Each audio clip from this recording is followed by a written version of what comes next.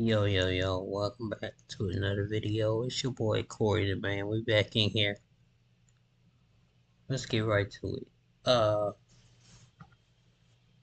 Let me load up my devices first and just do that much.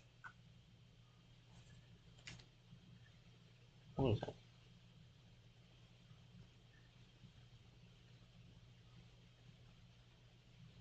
I don't know what that was. I guess someone had to call me when I was asleep. That's crazy.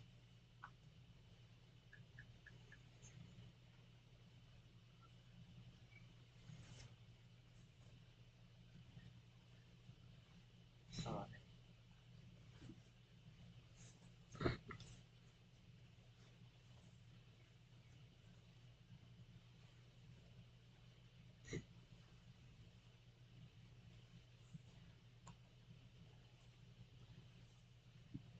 Okay, I got everything loaded up. So this video is CM Punk fighting again. That's what the video is called. Come in. Uh,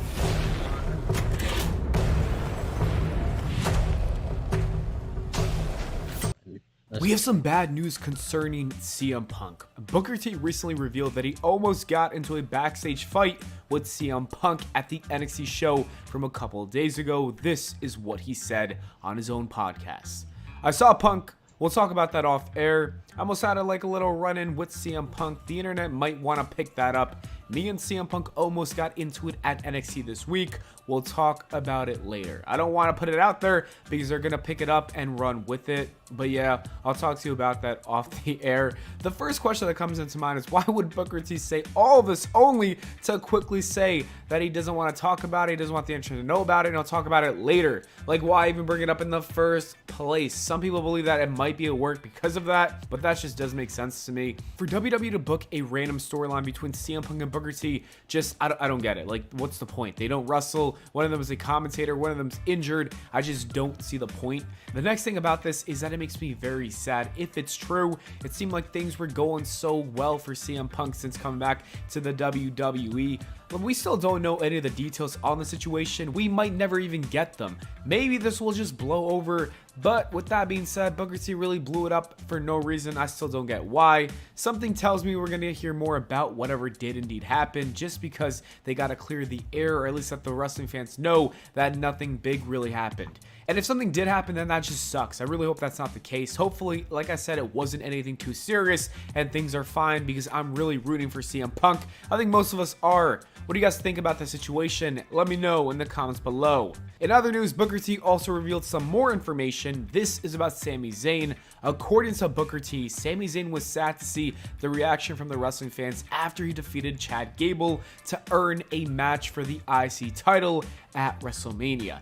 This is what he said. He was so literally upset about the online heat that he got from the fans. He's like, man, I thought the fans loved me. And the next thing you know, I see all this stuff. And I say, man, you can't listen to that white noise. You gotta think about how great that match was. And you're gonna look back on it one day and say, man, that was some really, really good work that I did. But he still, like I said, was feeling that heat. He let someone down just because the fans didn't think the match was good. As you know, I thought it was. This is sad to see, but he shouldn't be sad about the situation. At the end of the day, he's got to blame the booking team. It makes no sense for Sami Zayn to chase the IC title again. We all wanted to see him be added to the World Heavyweight Championship match with Seth Rollins and Drew McIntyre. Heck, I even saw an idea on Twitter of someone saying it should have been him who ups Cody Rhodes with Roman Reigns and The Rock. Did you see that? Hear that? Feel that? Is this a shooting star? Rock star? Superstar? Let's all take a deep breath, because once we peel out, there's no looking back. Ready? I think he ended up winning.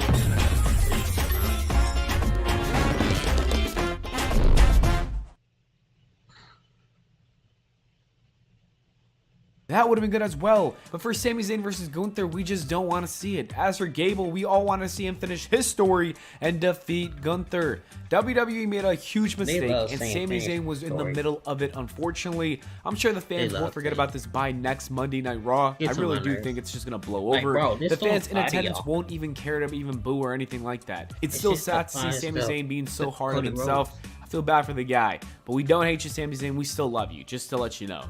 We have some bad news about The Rock and his WWE schedule moving forward. He will not be the full-time hero we thought that he was going to be. In fact, he's going to be away for a pretty long time after his WrestleMania match. PW Insider reported this. Casting for The Rock's next feature film project, The Smashing Machine, based on Mark Kerr, is underway for a number of supporting characters in the film, which is currently slated to film from May 1st through August 1st. That would likely take him out of doing anything physical for WWE during that time period. Since The Rock can't afford an injury, then he's definitely not wrestling around this time. There is a chance that he can technically make it for SummerSlam, but I highly doubt that. This is sad to see because he's been one of the best things on SmackDown in the last few weeks, and I really don't want to see Rocky go away, but it is what it is. You know, I just got to appreciate the time that he is on SmackDown. And now let's talk about Mercedes Moné and the impact she made with her AEW debut. The show started off with her debut and it saw the best quarter of the show when that happened. It did 1 million views. Unfortunately, that wasn't sustainable. By the end of the night, it hit 627,000 viewers. That is not good at all. Hopefully, the more she's on TV and actually has matches, the less people tune out. Mercedes also had some interesting quotes with Sports Illustrated. This is what she said about her debut. I want to be here in AEW. I need to be here, and it's because of the women's division. The women here laid the foundation. They're the reason I want to be in AEW. We're going to make some magic here. It's good to see that she's happy with her decision. I think she's going to have really good storylines and matches during her time in AEW. Magic will indeed be made. I believe that. This is also what she said about the global revolution.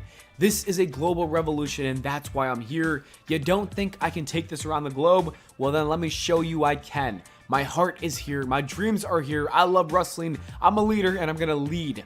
I love the confidence, and I believe everything she's saying. Tony Khan didn't only pay her to be an on-screen talent. No, he paid for a leader who's going to take the women's division to new heights. And finally, she spoke about the serious injury that she got from last year. She said this. I got an MRI in May, and the surgeon told me this is career ending. That was the biggest shock in my whole life. I've never been really injured like this before. My worst injury before this was from Hell in a Cell in 2019 when my pelvis was out of place for 8 months. This was so much more painful. People thought it was just a broken ankle, but I was non-weight bearing for 3 months.